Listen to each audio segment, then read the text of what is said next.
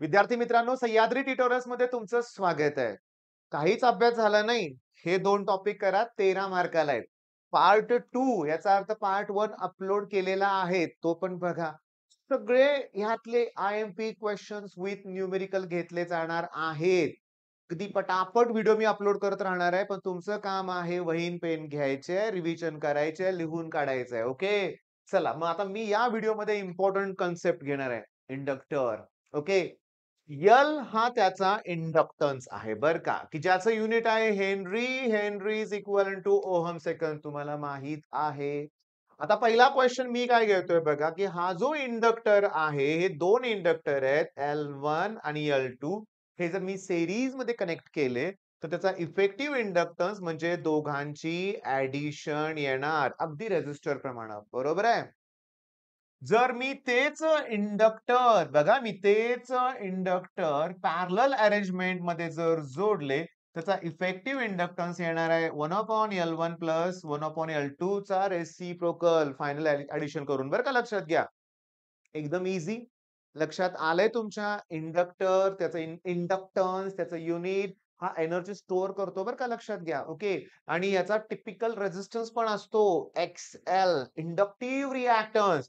आणि त्याचा फॉर्म्युला आहे 2πfL. हे नंतरच्या व्हिडिओमध्ये घेतलं जाणार आहे. मग चला, पहिला प्रश्न जो बोर्डच्या एक्झाम मध्ये विचारलाय ऍज अ MCQ एका मार्काला. 2 इंडक्टर कॉइल्स आहेत. एकाचा इंडक्टन्स आहे 10 milli henry. L1 equals to 10 milli henry. दुसऱ्याचा आहे 20 milli henry. And L2 equals to 20 milli henry. Okay.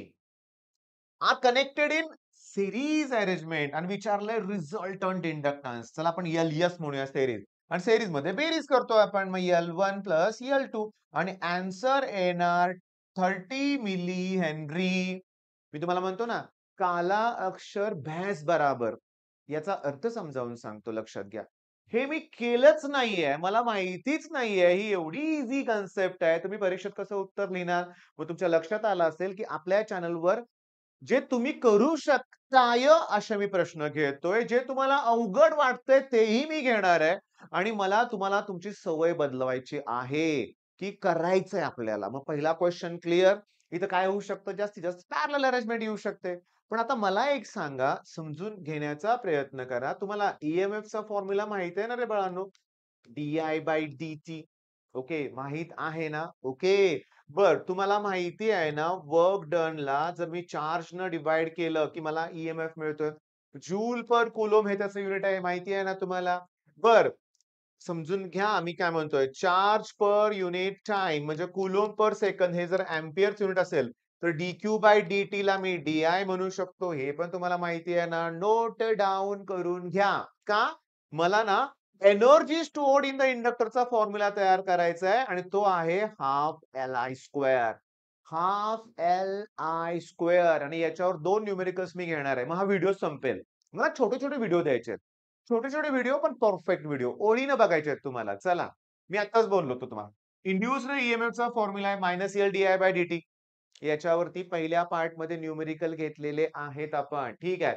Work done. आता मी तुम्हाला सांगतो, वर्क डन काढायचं असेल, ओके.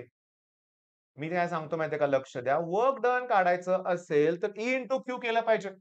वर्क डन काढायचं असेल तर ई इंटू क्यू केलं पाहिजे. पण स्मॉल वर्क डन असेल तर टीडब्ल्यू असेल तर ई इंटू डी क्यू येणार. ओके. आता बघा, नीट लक्ष द्या. DW equals to minus E into D Q येणार.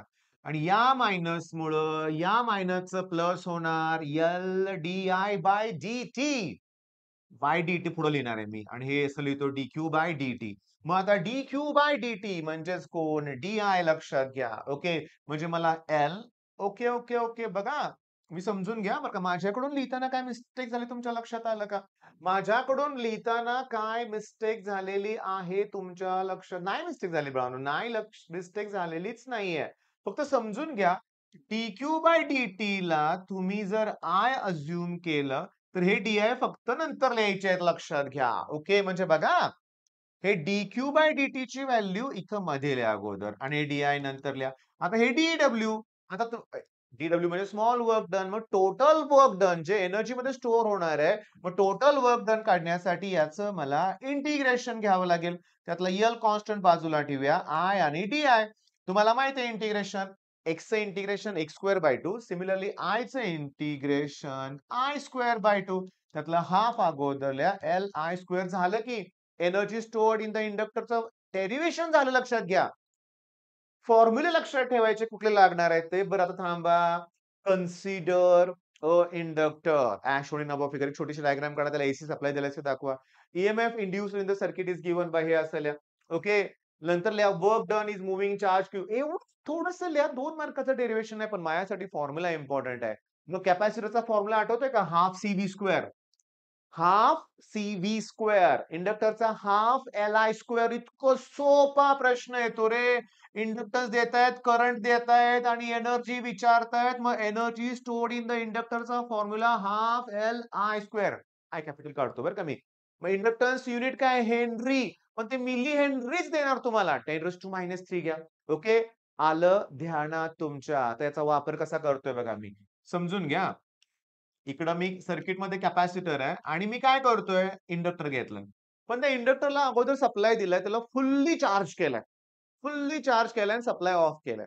आता सप्लाय नाहीये. त्याला जॉइन केलंय मी कॅपॅसिटर. आता हा इंडक्टर काय करणार? या कॅपॅसिटरला चार्ज करणार. मग ह्याच्यावर सुरुवातीला एनर्जी किती होती? Half L I square. तो फुल्ली डिस्चार्ज होणार आणि हा कॅपॅसिटरला चार्ज करणार. मग कॅपॅसिटरकडे एनर्जी किती होणार? Half CV square. इथं लॉसेस आपण कन्सिडर करणार नाहीये. हा डिस्चार्ज होणार, याला चार्ज करणार. ओके. पुन्हा हा डिस्चार्ज होऊन याला चार्ज करणार आणि हेच ऑसिलेशन सुरू राहतात परत-परत. एसी सर्किटमध्ये शोधा तुम्हाला मिळेल एलसी ऑसिलेशन आणि मग हे 2 मार्काचं किंवा 3 मार्काचं न्यूमेरिकल येणार. जे आतापर्यंत पी-वाय-क्यूज आले ते तर करायचे आणि जे नाही आले, जे ईझी आहे त्याच्यावर फोकस ठेवायचा. पेपर हा सोपा असतो. आता बघा 10 मायक्रो फॅरेड कॅपॅसिटर. सी ची व्हॅल्यू दिली 10. मायक्रो म्हणजे 10⁻⁻6. बॅचमध्ये मी हे सिम्बॉल काढलं आणि विचारलं हे काय आहे? निम्म्यापेक्षा जास्त मुलांना सांगता आलं नाही. काय आहे ते? ओके. 10 मायक्रो फॅरेड म्हणजे सांगू का निम्म्यापेक्षा जास्त मुलं कोण आहेत? ती विद्वान मुलं आहेत लक्षात घ्या. जे करतच नाहीत म्हणूया आपण. पण एक्सप्लेन करतो प्रत्येक वेळेस. मी 11th स्टँडर्ड बद्दल बोलतोय बरं का. 12वीच्या मुलांना जमतंय हां. तुम्हाला सांग 10 मायक्रो म्हणलं ना असं लिहितात. अरे सिम्बॉल काढ की. सर आठवत नाहीये. पण हे सिम्बॉल ॲक्चुअली 10th स्टँडर्डला झालेलं आहे. बरं मायक्रो. व्हीची व्हॅल्यू 25 व्होल्ट आहे. ओके. त्याच्यानंतर battery is disconnected and pure 100 milli. मी काय बोललो तुम्हाला? मिलीच देणार तुम्हाला. पण 10⁻³ करा. Henry is connected across the capacitor so that LC oscillation शब्दच कळाला मला. Calculate the maximum current. मी असं लिहिणार for LC oscillation energy stored in the inductor equals to energy stored in the capacitor. हाल्फला हाल्फ कॅन्सल करा. इंडक्टरची value आहे 100 into 10⁻³ करंट मला फाइंड आउट करायचं आहे. कॅपॅसिटन्सची व्हॅल्यू दिले 10 into 10⁻⁻6. V चा स्क्वेअर 625 करून टाकूया आपण. ओके 25 चा स्क्वेअर. मग I इक्वल्स टू V ची व्हॅल्यू किती आहे रे बाळांनो? 25 व्होल्ट आहे ना. मग याने आन्सर असं कसं दिलं लक्षात घ्या. Calculate maximum current in the coil म्हणूया आपण. L ची व्हॅल्यू इंडक्टन्स तर तुम्ही 100 मिली हेनरी दिले. ओके. C ची व्हॅल्यू कॅपॅसिटन्स 10 मायक्रो फॅरेड दिलाय. V स्क्वेअर ची व्हॅल्यू 625 येणार आहे. ओके.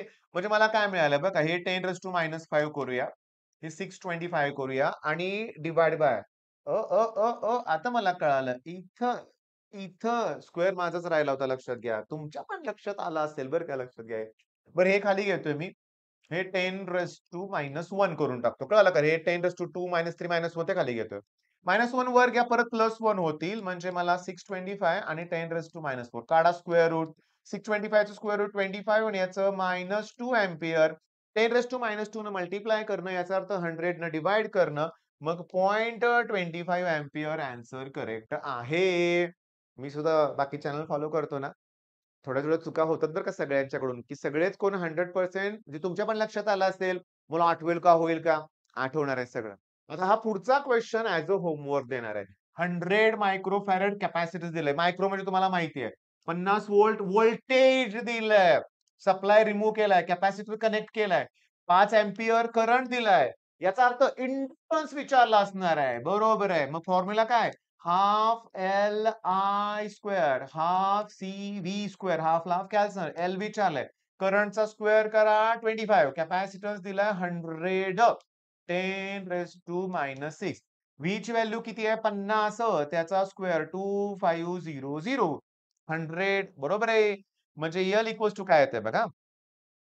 100 म्हणजे 10 रेज टू 2 हे 10 रेज टू मायनस 6 आणि इथं मी 10 रेज टू 2 लिहून टाकतो. कसं? 25 1 जा 25 त्या पुढे 100 ना, मग 10 रेज टू 2 येणार आहे. मग आता 2 आणि 2 4 म्हणजे -2 आलं उत्तर. मग 10 रेज टू -2 हेनरी आलं. आता 10 रेज टू -2 न मल्टिप्लाय करणं म्हणजे 100 न डिव्हाइड. 100 न डिव्हाइड केलं की हे आन्सर मॅच. व्हिडिओ थांबतो इथं. Inductor in series, inductor in parallel, energy stored in the inductor आणि एलसी ऑसिलेशन 5 प्रश्न आपण केलेत. 5 का 4 झाले? पण झाले. लगेच करा. 15-20 मिनिटाचाच वेळ देणार आहे. अर्ध्या तासाचाच वेळ देईन. नेक्स्ट व्हिडिओ लगेच मिळणार आहे. All the best.